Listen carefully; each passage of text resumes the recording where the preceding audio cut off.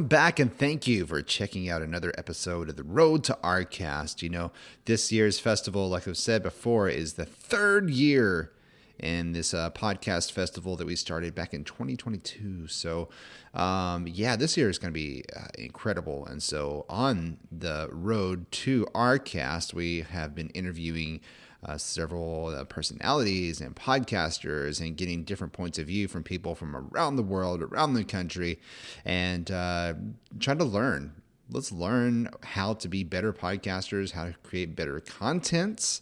And like I said before, this podcast festival that is coming up that we're preparing for with September 14th in Little Rock, September 16th at the Ron Robinson Theater, where we're taking over and doing a live Halloween show with horror directors and tarot readings and a few other crazy things we've got planned.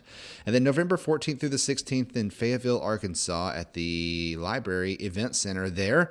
And we're so excited to have that and to be partnered up with Experience Fayetteville this year. And to be bringing so many different voices and speakers from around the country and to help us learn how to be better at our craft and to push the podcast industry forward in states that have typically been forgotten about. So we're the flyover states, and so stopping in rather than flying over. In this episode, we're going to talk with Jaxson McLennan, who has a very unique and interesting story. I think his story kind of illustrates how there's a thread of interconnectedness between all podcasters, but there's also an original story in everybody who pursues this crazy industry of wide open anything goes, right? So Jaxson McLennan, we're going to talk to him, learn about his journey, why he traveled halfway across the world to pursue a career in the podcast industry. Jaxson, thank you so much for being on the show today and being willing to talk about your expertise and your history in podcasting. So do you mind just giving us a little bit, a brief intro of who Jaxson McLennan is? Sure. Thanks for having me. I'm from Australia, which is why I have a funny accent. I am a producer. I came over to the US 2 or 3 years ago. I produced a bunch of shows for Lionsgate Sound, basically building up their podcast arm. We did a show called Surviving El Chapo, which is about two twins who became El Chapo's right-hand men before turning on them and turning on El Chapo, and they're basically the reason El Chapo's now in prison in America. We did a show about international kleptocracy and corruption. We did a pretty massive show last year called Scamander, which was one of the biggest true crime shows in the world. We just won 2 Webby Awards. Before that, working in Australia, I came up through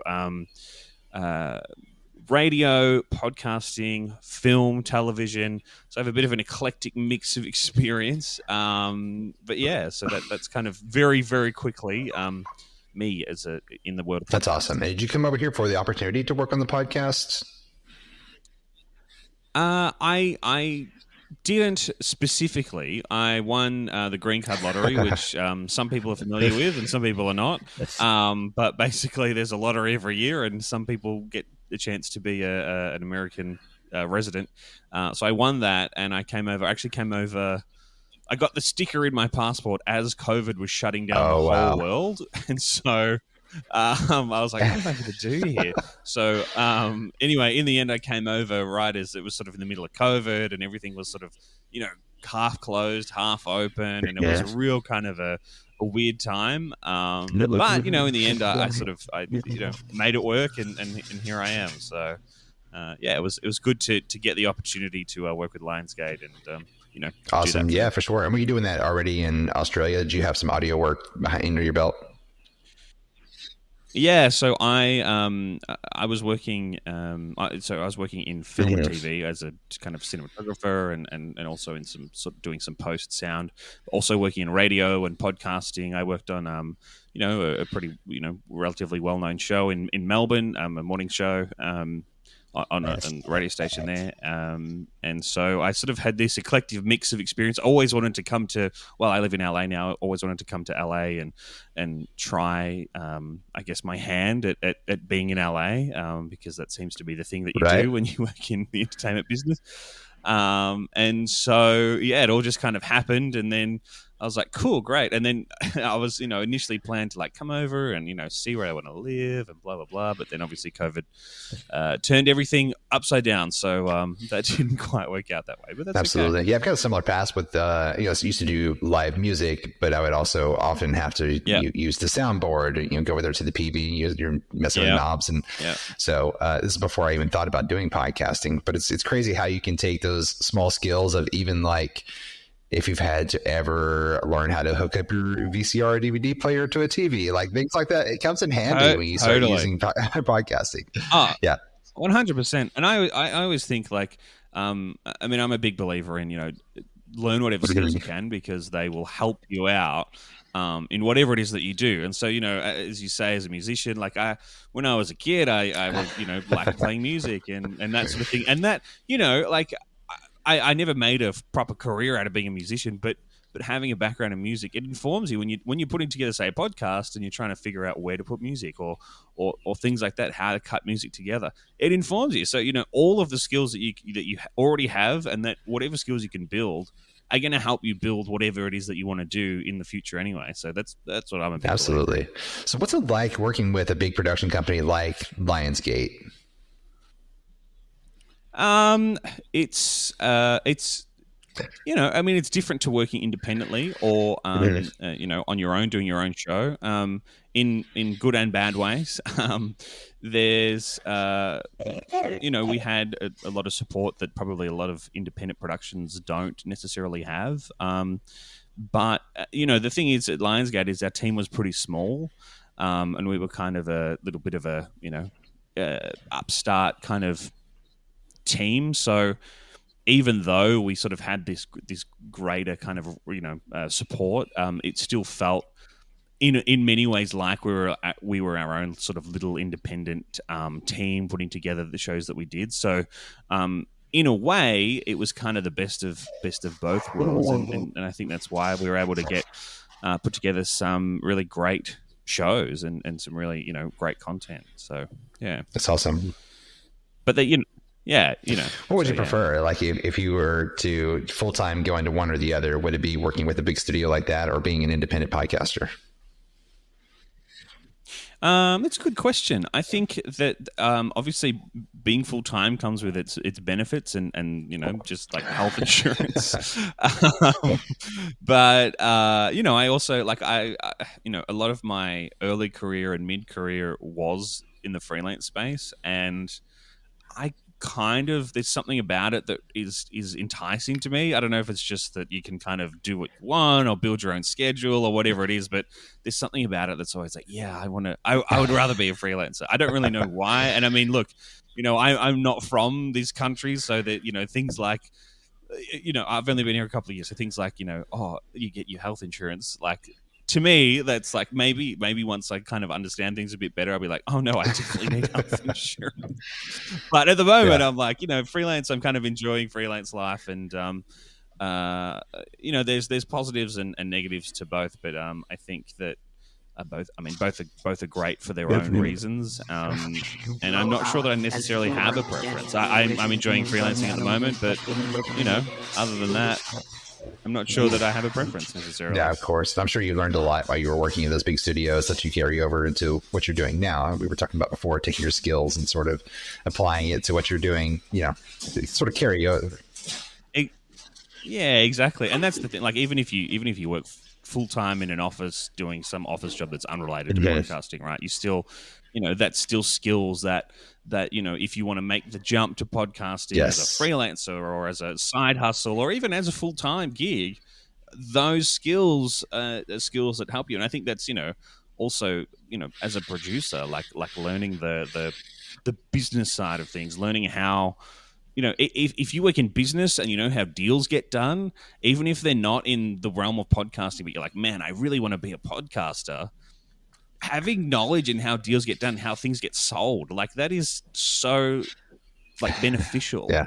to to doing that, because there's and I'm a creative at heart, and I think creatives, we tend to be like, oh no, we tend to kind of shy away from the whole business thing, right? And we're like, oh no, I don't want to talk about money, but learning that like you can kind of, if you're like, I want to build a creative career, right? Like learning business in some sense, you can kind of game plan your whole career, really, like you would game plan a business, and knowing how to sell yourself, knowing how to sell your show, your idea, your pitch, that's crucial, crucial skills that you need, and so if you've built them up working, say, as a salesperson for a different company, like, that's perfect. Absolutely.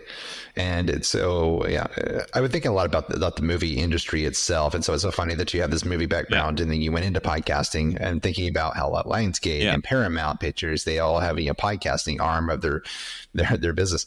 Do you think like how how the movie industry is now, where we have your major studios, of course, you have the ones like A24 that's popping up, right? Like they're climbing the ranks and they're well received, but you have the old heads there still, some of the Paramounts, Universal, that type of film studio, and then you have your indie films. Do you think that podcasting will ever get there in that same sort of, I don't know, same sort of feel, I guess, for the as a film studios or film industry itself does now? Because it feels like if I ask 15 different people who are the famous, give me 5 famous, podcasts, every single one of them is going to give me a different answer. Yeah, totally. Look, I think that's kind of the power of podcasting, right? That's kind of what's so great about podcasting. And I was talking about this to someone recently, in that the film industry is its own beast, and it's largely controlled by these big players and some smaller players, as you say, like A24. But the power of podcasting is that you don't have to be established, you don't have to be famous, you don't have to have done necessarily any, like, you can start a podcast in a way that you can't start making a TV show, right? If you want to make a TV show or a film, I mean, you can do it on little money, but it's going to be really, really hard, right? And really, you're probably not going to make any money off a really low budget film. It can be a good calling card. It can help your career. It can help you. If you get into festivals, you can use that to kind of leverage to get better and better work and more money for your projects. But podcasting is pretty inexpensive to get into. You need a half decent microphone, some headphones, and something to record with, right? Yes. And edit. And everything else is basically just about finding an audience. And if you can find an audience, and if you can make content that connects with an audience, I mean, you're kind of in control. Like, obviously you distribute via, Apple, Spotify, etc. But otherwise, you're in control. You can as I was saying, you can sell your show. You can sell sponsorships. You can get ads. You can make money without a whole bunch of capital investment necessarily. All you got to do is have something that people want to listen to, and that is really powerful. I think, like, that is something that kind of doesn't exist elsewhere. If you have something that people want to listen to, people will come, and you can turn that into a career. And that is like, it's pretty crazy, right? And it's not really anything like, and you can be in control of your own career. Like, you become your own boss, you become your own entrepreneur, right? Based around your career as a podcaster. You don't have to apply for a job. You have to sell yourself to an audience, but you don't have to sell yourself to a recruiter. It's so unique, and I think that's so amazing and powerful. And I think people, even though podcasting's been around for 15, 20 years maybe, I think we're still kind of coming to terms with understanding that about podcasts is that and you don't have to be famous to get an audience. You just have to have good content that people want to listen to, that you can kind of get people to listen to, and it doesn't require any like, you don't have to put out billboards, right? You can you can come on a show like you and I, right? We just connected over email, and here we are talking to each other, and we can share our audiences. We can, and you promote yourself for free. Basically, you can promote yourself for free and build an audience, and like it's kind of wild, and it's really one of these things that is almost like the perfect example of this new paradigm in technology and things like that we live in that can really it's like it's kind of like TikTok in a way, where you can just start doing it and you can build a career out of it for without necessarily having to spend heaps of money and that sort of thing. So absolutely. And so your main role is a producer of a podcast, right? I think when a lot of people talk about getting into podcasting, not a lot of them think of producing as being a career path that they could take rather than being the one on the microphone, because that's always who you see, right? What are some things to keep in mind, or something that's different about being a producer? Like, what are your duties on a podcast as a producer as opposed to being a podcast host? Yeah, sure. Well, as a producer, you basically make sure everything runs the way it needs to run, sounds the way it needs to sound, and ends up coming out of the speakers at the end the way it needs to come out, right? So really any good, there's a lot of good shows that are scrappy and just have a few people around a mic.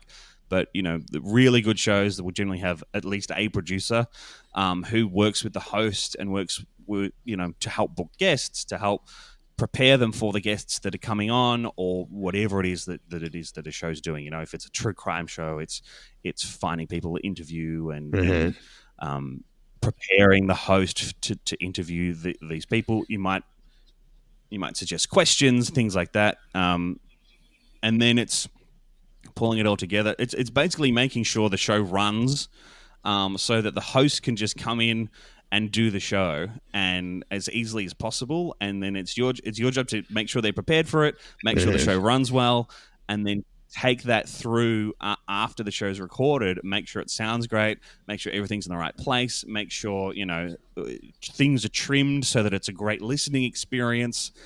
Some producers will also edit and do some sound design. Some will send it to an editor, but you're kind of in control of the whole thing from start to end. And generally working very, very closely with the host, because at the end of the day, it's the host's show generally. So making sure they're happy and happy with the final product. But yeah, it's kind of it's a very behind the scenes role. You generally, hopefully we'll hear at the end, this show has been produced by whoever it's been produced by. But it's not super necessarily visible role, but a very important and very crucial role, to the whole process. Absolutely. And I haven't seen a whole lot of tools that are, being created and put out there. There's lots of them for podcasters, specifically of AI tools, especially, that are being put out there, but they're not a whole lot that are being put out for producers of podcasts, which I've noticed, which is kind of interesting and unique to that position. Yeah, I wish more people would put out more tools, because it would make my life easier. But unfortunately, look, I use Descript a lot because it's kind of one of the few tools that I've been able to find that kind of is great for podcasters, but also can be used as a producer.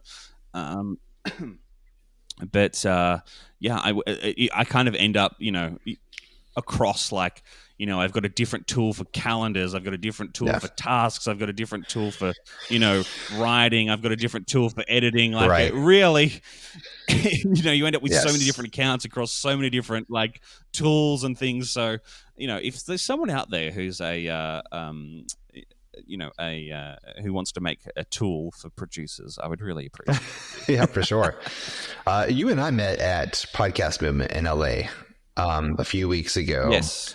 And that was an awesome event. Incredible. It was my first time in LA. Yeah, I know you live there, so you're pretty used to it. So it was a lot of fun. I was surprised by a lot of things I've heard. And then I guess it'd be the same thing if you came to Arkansas. Like you hear some things and then you come here and you experience it. You're like, that's a little bit different than what I thought it was going to be.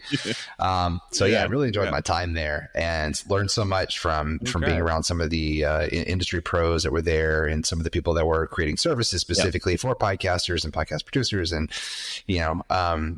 going behind the scenes of some of these, workout or these breakout sessions and workshops. What were some of the big takeaways for you for that? Did you learn anything huge that you took away that sort of changed the way that you do your part?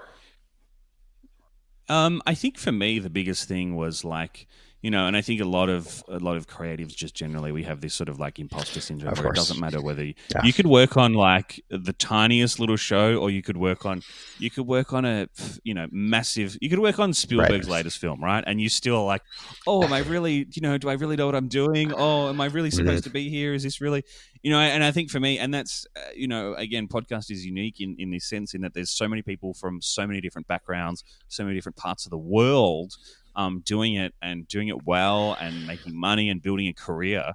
And so to me, I sort of arrived there and, there was obviously so much going on and so much to learn and so many different, skills and things that you could pick up. But the one major takeaway I think for me is that like, the community is so welcoming and you automatically feel like you belong. Right. And so this idea of like, oh, am I really supposed to be here? Like kind of goes away because everyone's, and everyone's like, oh my God, it doesn't matter what you're doing. That's amazing, right? Like what you're doing is great and just keep doing it. And, et cetera, that I think we have a really, great community in the podcasting world. And everyone is super supportive. And so I think this idea of like this imposter syndrome has started to like kind of dissipate because it's like, oh, yes, we all belong here, right? We all belong. It doesn't matter what you're doing. We all belong here. So, I think that was really a big takeaway for me. But, there was obviously, as you say, so much and, big shows, small shows, all kind of, lifting the lid on their processes. And I think that it was fascinating also to kind of, look at some of the shows and go, oh, that's kind of what I do. So again, it's that like idea of like, you belong and you're not kind of just doing something weird and in a way that no one knows and no one understands. It's like, oh yeah, that's we do that too, Yeah, absolutely. It sort of changed the way that I was sort of seeing, a lot of the different, podcasters as far as like who are the big ones and like, and who are some of the people that you look up to and getting to meet some of those people that I've listened to their podcasts and be like, oh, everybody's just sort of, you're doing your thing. Somebody asked me yesterday, they were like, oh, you're into podcasting. You have an organization about podcasting. It helps. Is to give me the 5 top things that people make mistakes on when they're first getting started that they could, go back and fix if they could. And I was like, those 5 things really just boil down to one thing. And it's exactly what you said. It's that imposter syndrome. Like that barrier to entry is yourself. People think, oh, there's not going to be an audience for me. I'm not going to be right. And then like, I get it. Like when you can plan your podcast as much as possible, but when you get behind the microphone, you start questioning everything in life. You freeze up. Yeah. Oh, 100%. You're like, oh my God, is this, and are people going to like this? Are people going to listen to this? No one wants to hear me talk, So I think that, and that's huge. You're like your biggest barrier is yourself, as you say. And I think going to a show like, Podcast Movement, it kind of dissipates that, but also, and I think it doesn't matter who you are, right? Like you connect with people. Obviously connecting with like someone like Steven Spielberg, you're like, oh my God, he's never going to talk to me, right? But even if you go on LinkedIn, right, and you see, I don't know, the head of the company that you really want to work for, you're like, oh, I can't, oh, they're not going to want to talk to me. Oh, of course, like, why would they talk to me? They're not going to, whatever. You go to this show, you meet that person in person, and you're like, oh, they're just a person like me, and they're just happy to chat to me. Of course, like that makes sense, but it kind of sometimes you need that like in-person thing to be like, oh, of course they're just a person just like me. They're not like some person that I couldn't ever speak to about anything because they're so high up and whatever. So I think that it's such a it seems so simple, but I think it's really kind of an important element of what a show like that does. But you're right, and that's I think if you're starting a show, just start doing it, and then you don't even have to put like record 5 episodes, Yes. right? If you think about the top 5 mistakes, do 5 episodes and then Right. listen to them back and then go, oh, okay, and then by the time you get 5 episodes in, firstly, you're going to feel way more confident. Secondly, you're gonna have more of an idea of actually what you want to talk about and what you want to get to. And thirdly, you're gonna and not just record them, but listen to them back, listen to the way you sound, right?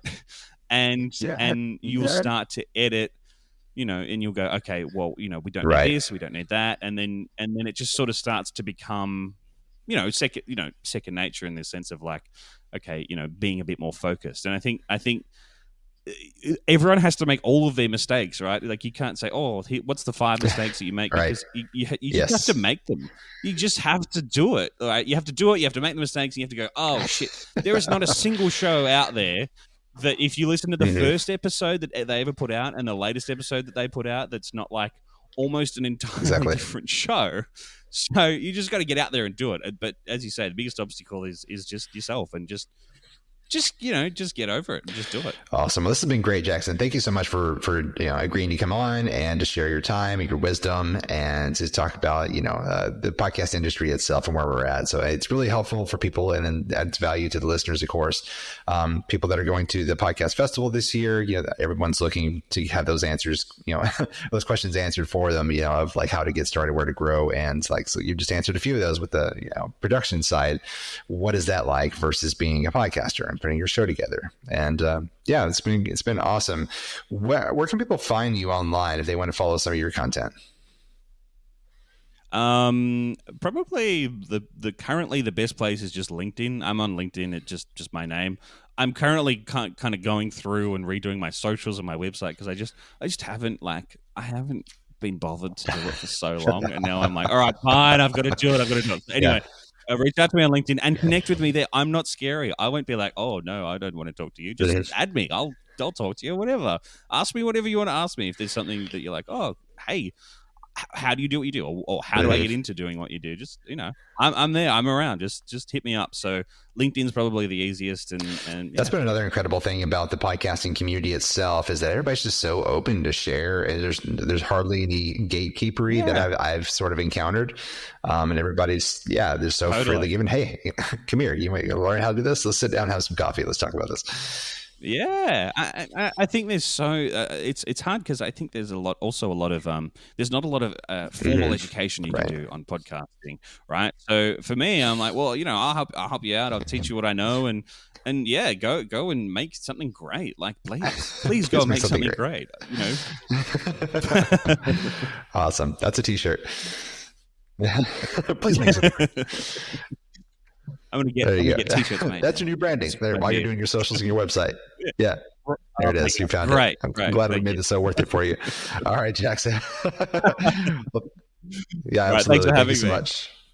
Thanks again to Jaxson for jumping on for the pod and being willing to be interviewed and to talk about his craft and to talk about his personal experience and journey.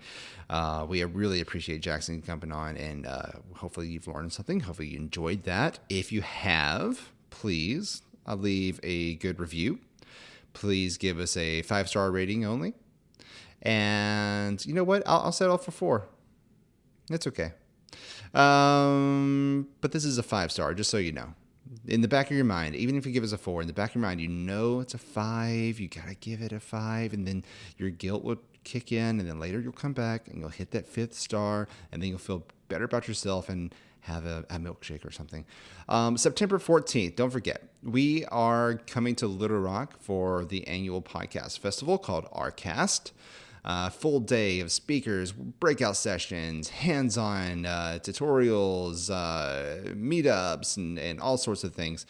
And then October 16th, Rob Robinson Theater, Little Rock, and we will be having a live Halloween podcast recording. And then November 14th through the 16th, we will be in Fayetteville. At the event center at the library there, starting off with the ARKAST Awards, where we will be handing out awards voted by you, the people, of the best of podcasting across the South, the flyover states, whatever you want to call this region. I'm not really sure because it includes, Texas, Louisiana, Arkansas, Missouri, Illinois, Kentucky, Mississippi, Tennessee, all the ones that are around us in this area. If you have not submitted your podcast to be considered yet, you can go to arkansaspodcasters.org. Also, voting will be going on pretty soon because we'll be shutting down those polls. And it's pretty exciting. And then for the next 2 days after the ARKAST Awards, it is just full days of honing your craft of podcasting and learning from other people, learning about funding possibilities for your podcast, grant funding for your podcast. Speaking of which, we just did a workshop on grant funding for your podcast and how that works and what our role is that we play in it as Arkansas Podcast Collaborative. So give that a look, listen to it on our YouTube channel, ARKAST. And is there anything else? I'm supposed to be asking you to do something else. I'm not really sure. Just go to arkansaspodcasters.org and you can find everything there. And we look forward to seeing you in the next episode. Subscribe. That was it. Subscribe.